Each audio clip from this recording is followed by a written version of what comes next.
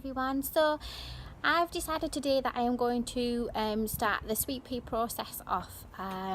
There's 2 times of year that you can do it, which is normally sort of like between September and October, and then you can go into next year to prolong the growing season from April and May. So I'm going to start it off today. So what I'm trying to do is try and sort of sow some now, and we'll get some nice early blooms, and then I'll sow the rest of them early next year, early spring next year, so that as this batch is sort of starting to wilter a little bit, there'll be some new growth to pot on. So I've got 2 varieties that I am going to be growing. First one is these delightful Singing the Blues from Mr. Fothergill's. These are some, I think I got gifted these ones, and I've not had a chance to sow them yet. And the other ones I'm going to sow are these beautiful new variety, again Mr. Fothergill's Sweet Pea Turquoise Lagoon, changed colour as they mature, so really excited to try these ones out. So the process is so easy, and there's not a lot to it really. Great thing for sweet peas is to use these toilet rolls. Great way to recycle, and the reason they like sweet peas in these is they like a deep root. So people use root trainers, but we don't always have a budget to go out and buy root trainers and things. So your next best thing is these, and we're just going to sow them in these into store them over in the greenhouse, unheated preferably, especially this time of year, and see how they go. So let's go. So I've got my little helper Maximus. I'm going to say hello to everybody. Hello. And this is it's a great way of getting children involved in getting into gardening and things. It's nice because they obviously, with sweet peas, are a good climber, and it's just a good way of them getting involved with it, and it's nice and easy. And we like planting seeds up, don't we, Mummy? Yeah. So, and I love getting muddy. And you love getting muddy. You have to get muddy, don't you? I like you. So the first thing what I've done is, just to give them a bit of support, is I've just used some little pots, and we're just going to put them inside there. So Maximus, you're going to have that one. All right. Hey. Mummy's going to have one of these ones. And I have the black one. I have the black one. I am just using an ordinary multi-purpose compost. I know some people like to use proper seed and compost and things like that, but just use whatever you've got. There's no real rules around it. So Maxie, Yeah. What do you have to do? some nice compost. Yeah.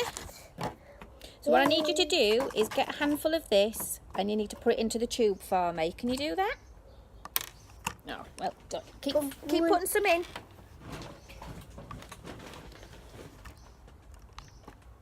I'm just going to put some more into there just so Mummy can use some, alright? You keep putting some in there, look. Can you see what Mummy's doing? It's a good way of getting muddy, isn't it? Yeah. Yeah. It's good getting the muddy on. Messy. Yeah. I'm getting a bit heavier. I'm going to get a bit heavier. Let's have a look. You just push it down with your finger a little bit. Yeah.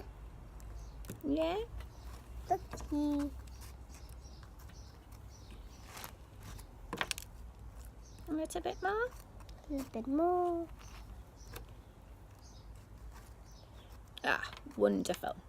I'm not going to clean them So what I've done is I've just filled it up so far inside the tube. Or sorry, I should say Maximus has filled it up so far in the tube.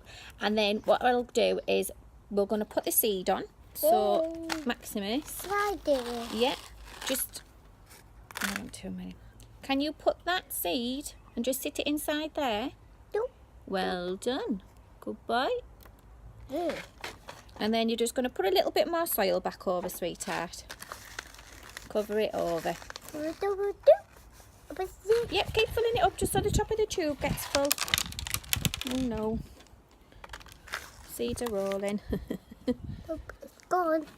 It's gone now. A little bit more. Yeah. It's gone now. Well done, Maximus. Mummy, fill hers up. And mine, me too. Yeah. Ooh, Mummy's all done. Mud.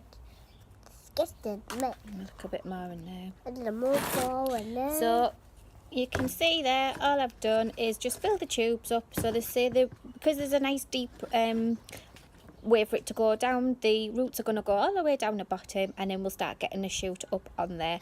So we'll continue until we fill them all up, and we'll see what happens next. So we are all now sown up, and as you can see, what I've done is I've colour coded my pots, so I know that one variety is in the black pots and the other variety is in the terracotta looking type pots. So what will happen with these now is I will put them in my greenhouse. It's unheated, so it's absolutely fine for it. Obviously, if you don't have a greenhouse, don't worry. As long as it's somewhere relatively cool and doesn't get a lot of direct sunlight or anything, they should be fine. Last year I'd done something called the Sweet Pea Challenge. We had a hashtag going, and it was just really for everybody to sort of share what was working, what wasn't working. And something I found is I put these on my landing thinking it was fine. It actually turned out they were too warm, so I ended up with spores and things on here. So the cooler the place it can be, and a little bit darker than usual, it would be ideal. So they're going to go inside my greenhouse. So hopefully what the plan is when I grew my sweet peas, I did forget about them a little bit, but when they get so far they might get a little bit leggy, so you just need to pinch out the tops as you go along, and it'll encourage side shoots, so they'll become a little bit bushy rather than tall and really leggy. Obviously it'll encourage flower growth as well. So what I did with mine last year was I made my own obelisk. Again, people have budgets to go and do it, which is absolutely fine, or if you've got some trellis that you can grow them up.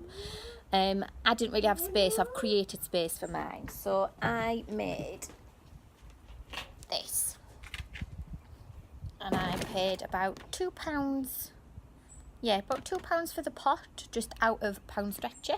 And the canes were a pack of 3 arches, and I think they were about £3, and I've hooked them over each other, as you can see, tied a bit of garden tie on the top of them, and it made a perfect frame. I actually placed mine by the side of my kitchen door, so every time I came out, it got hit by the smell of the sweet peas, which was delightful. But I'm hoping this time, because I've got the experience now of growing and knowing where I went wrong, is to be able to grow them a little bit stronger and have more cut flowers. They make a lovely cut flower to make your own nice little posies in your house and things, or even just to give to somebody who you like. So yeah, so there we go. So that is sweet pea sowing. Get kids involved, or do it for yourself. Do whatever it makes you happy, and I will keep you updated with them and see how our progress is going. Thank you for watching.